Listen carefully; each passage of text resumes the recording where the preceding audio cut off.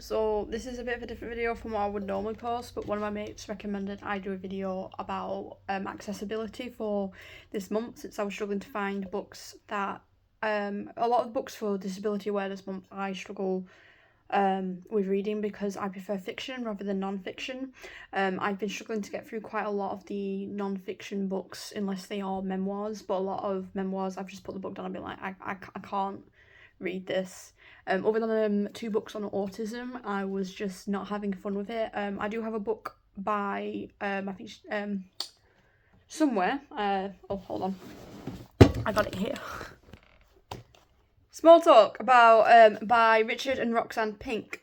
For those of you who don't know, Roxanne is a singer and a musician, and they wrote 2 books. I think this is the second book about ADHD, and I'm just struggling to pick it up and start it, I gotta be honest. They run the ADHD Love accounts across different social media platforms. So other than this book, which I'm still like putting off reading because I want to read some other books first, I have been struggling to do anything for Disability Awareness Month. So one of my mates suggested that I talk about how I read and how reading has become more accessible for me. So I don't really talk about a lot of the issues I have on this channel because it's mostly for books. But one of the things I struggle with is on-off tendinitis in my wrists due to physical trauma from when I was a child. I can't go into detail about that, but basically I find reading hard book big books or hardback cover books are very weighty on my hands, and while I can lift substantial amounts, if I am to hold something that's heavy for long periods of time while I'm reading it, can be really strenuous on my wrists, and then my tendinitis will flare up because of the wrist trauma I had when I was little. So basically for me it is very important that bigger books I initially weren't picking up because I was scared, I was scared because of the weight. For the first 5-10 minutes were fine, after that I can't.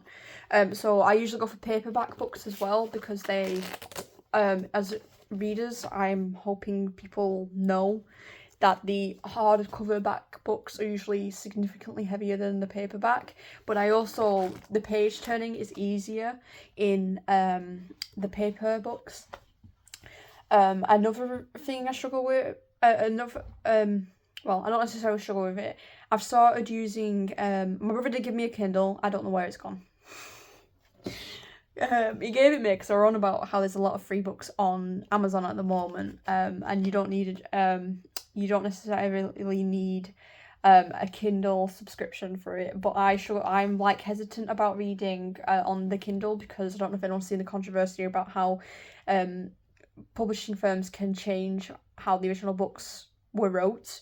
But that's been a major concern about how close to the truth a lot of books are from what they were originally wrote as. Now, it's different if you're changing spelling errors, but there have been, I can't remember what controversies off the top of my head, but there have also been a lot of publishing firms that have been changing the message of story from the original one. So there's been like a massive push on paperbacks at the moment.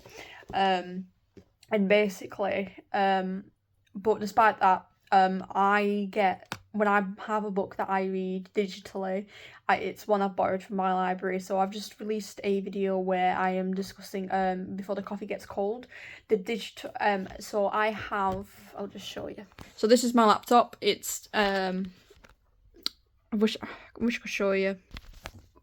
BorrowBox takes like 5 minutes to load. But basically, I'll get this loading while I talk to the camera. But basically, what happens is it's got like a 2-page spread. Now, BorrowBox, when I read on here, I've noticed it's not necessarily always true to the what page number the book would actually be on. Sometimes I've discovered I can use my phone. It's weird is using BorrowBox on the phone and reading the books digitally, because sometimes the pages are just very, very, they don't necessarily, it can glitch, and it's like, it can be a risk for my epilepsy sometimes because I'm also epileptic. And I'm not sure what causes it. Oh, here we go. So I'm not going to show you, like, it's going to open up on the page I'm on in a minute, and this is what I mean by when I say it takes a while. But this is one of the books I'm reading at the moment, but it's got like the 2-page spread. This will in a second disappear, as will that, and then, but this is just, and then you tap, because it's a touchscreen, which I absolutely adore. It looks, I can't show you on my phone, because my phone, the camera on this is it's the weakest quality I've ever seen on a camera. I didn't even know you could get cameras that still that were that bad. But it's like, you get maybe, so you might get that on a single page on my phone sometimes, and other times you'll get a 2-page spread that you can't really, it's very weird. I don't know how that works. I don't know how you change it. I've contacted BarrelBox. They don't know what to suggest either. It depends on the device. So I prefer reading digitally on here. Unfortunately, on the one hand, it is accessible because I have it. The touchscreen also, it makes me feel like I'm reading on the book. So I actually really like my little computer. Problem is, the battery is an external one. So if I knock the thing out, it turns off and shuts it all down, and then I've got to wait 5 minutes for it to load back up. Sometimes I take my phone with me because it's like quite lightweight, and I'll just tap and read. And the thing is, when I'm reading digital books on my phone, when it does load in BarrelBox, I feel like it's I'm reading it quicker because the page is like, you know, I don't even realise how much I'm reading sometimes, but because it's so short, I can just like zip through it. But yeah, because of like my struggles with my tendons, heavy books like paper, like Ember Claw, I was really looking forward to, and at the moment it's only got a hardcover release. I've asked my library to get in I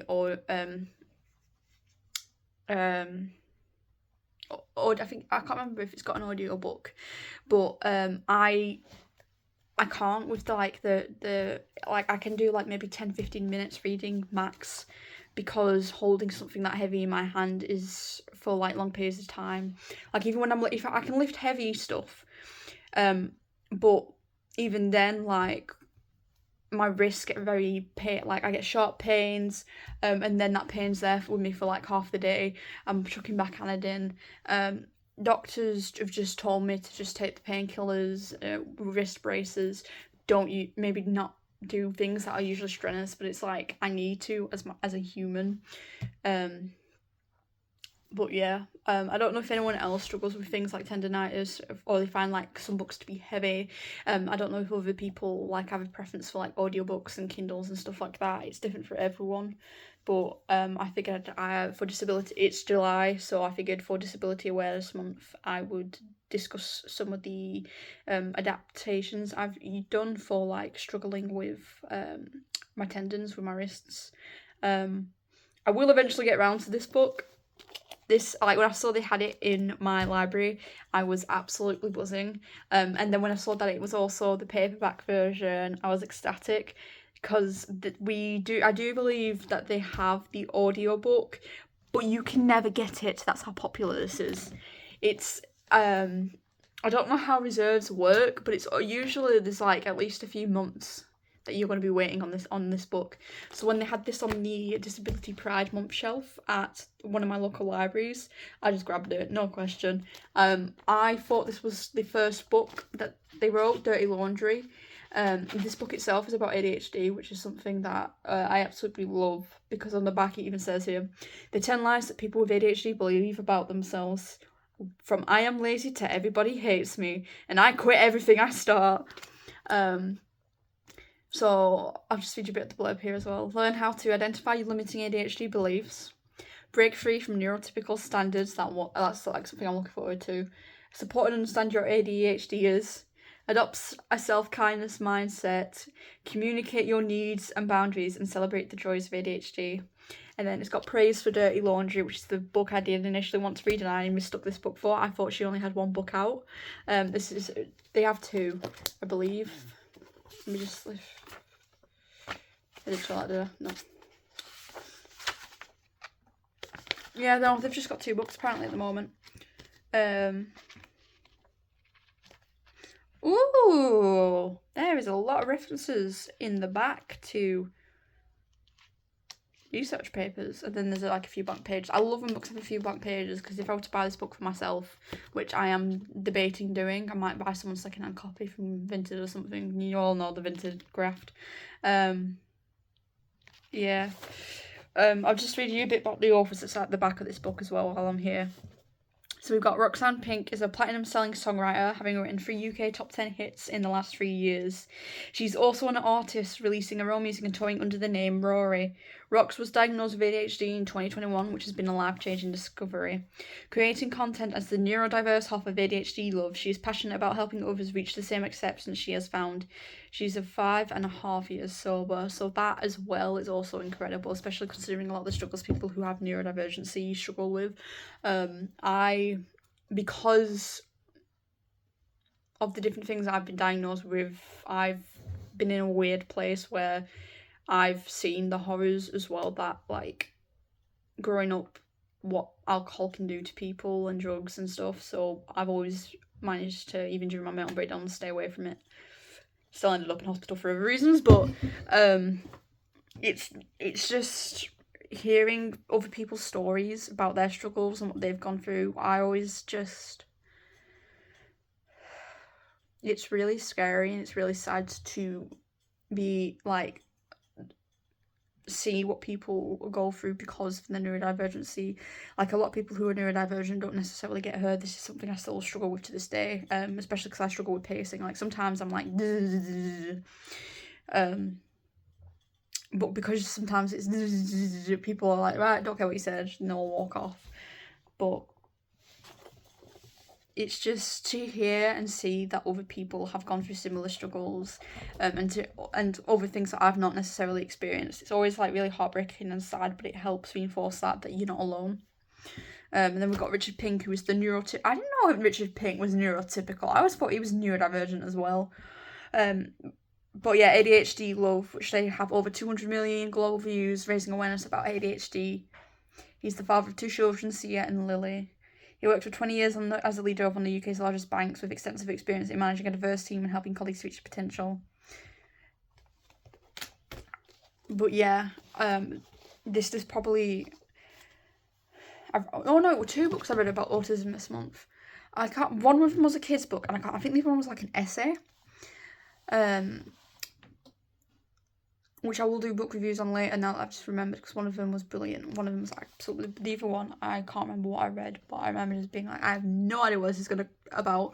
So I didn't finish. I don't even put it on Goodreads. I think I just put it in the return pile for my library. I know I probably should have tried to understand it, but there's... For my awareness of autism, high and low functioning are old, outdated terms that we don't use anymore. Because it can be quite, what's the word?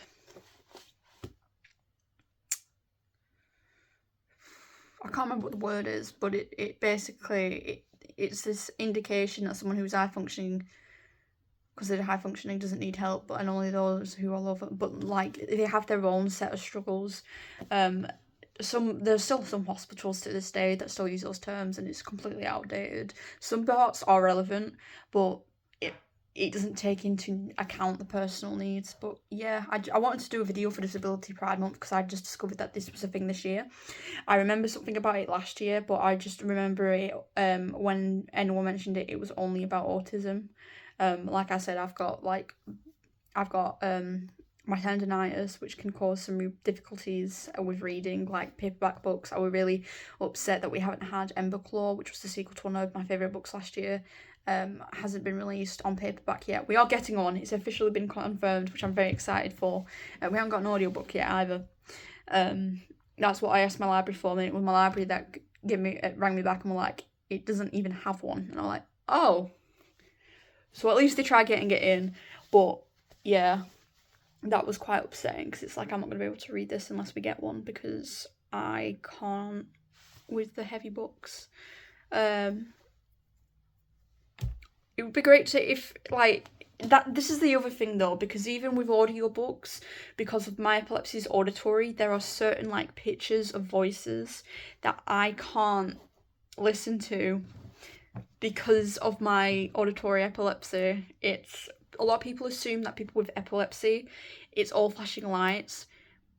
Mine is, don't take, if I only get affected by lights if I've not taken my meds, if I'm not eating properly, and if I'm not sleeping properly. Mine is mostly auditory though, so like very high pitched, like sometimes I can even hear like things like electricity in the outlets. That's how I know I also need to take my meds, if I can hear that. But things like that can set it off, and most people can't see, pick up, or hear stuff like that. So audiobooks, it's always hit or miss, and it's nothing against the people that are reading it. I've had a few people tell me that I can't say, you know, someone's voice is too high pitched. I can. I am removing myself from a situation where my epilepsy could get triggered. I do not feel like having a grand mal. I want to avoid having a grand mal if I can. I call them grand mals. Most people refer to them as tonic-clonic seizures. Why risk something that could, unfortunately, potentially lead to your death? It's the way things are when you live with that disability. Some people would bear with it. I'm choosing not to take that risk. I'm not taking that risk. I quite like being seizure free. I like how functional I am. I'm back. That was just my roommate delivering my half of the cat food, because we both have cats, so we're taking turns to like pay for the cat food. But yeah, basically, it's nothing against the people whose voices are naturally high pitched, because like I'm a trans man and my voice is higher than what most men's are. But I've also discovered there's a lot of cis men who also have really high pitched voices. But sometimes the pitch of someone's voice can be triggering for my epilepsy, which is quite a bizarre thing, honestly. Like, the discovery of it was very it's very difficult, because you don't know when, like cat alarms. We had a cat alarm, and I could hear it. My mum had to keep swapping out cat alarms in the house that I grew up in, because she needed one that would scare cats off, that wasn't going to set off my epilepsy. I think it's the cat alarms was how we found out that it's certain pitches, because at first she thought I was joking, and then when it was actually an appointment for my epilepsy with a neurologist, not a neurologist, a pediatrician, who basically said, hold on, there was a buzzing sound that you heard before you went out, and I was like, yeah, my mum's got a new cat alarm, she thinks I'm making it up. And so my mum is how we actually found out that my auditory epilepsy is set off by high pitches. And it's weird. It was really difficult for me to come to terms with, because I've had to figure out where and when and how to identify the pitches that are triggering for me, because I was a nightcore kid. So it's like, that's quite high pitch usually. But yeah, I thought yeah. Shout out to Niamh if she watches this video. Thanks for recommending that I just talk about what I'm comfortable with on here for Disability Pride Month, because I really wanted to do something, but I wasn't sure what I was going to do. And I felt very nervous, because I struggle with, is it non-fiction? I think I read mostly fiction. It's non-fiction, some books like these. This one I know I will read eventually. It's just I've got to be in the mindset to read books that, like, I either have to be hyperfixated on the topic, or I have to be in the mood for the book, so otherwise I can't read it. My brain, I just won't be able to, like, I'll get bored. I just get really bored with, and it's not that I don't like the books, it's just I struggle focusing on facts. I'm trying to like relax with reading. But yeah, if anyone's doing anything for Disability Pride Month, let me know. I love hearing and seeing what other creators are doing. But yeah, that's my video for Disability Pride Month and sharing some awareness about some of the difficulties I have, like with my wrists and with my epilepsy. And I'll see you guys in the next one. Bye.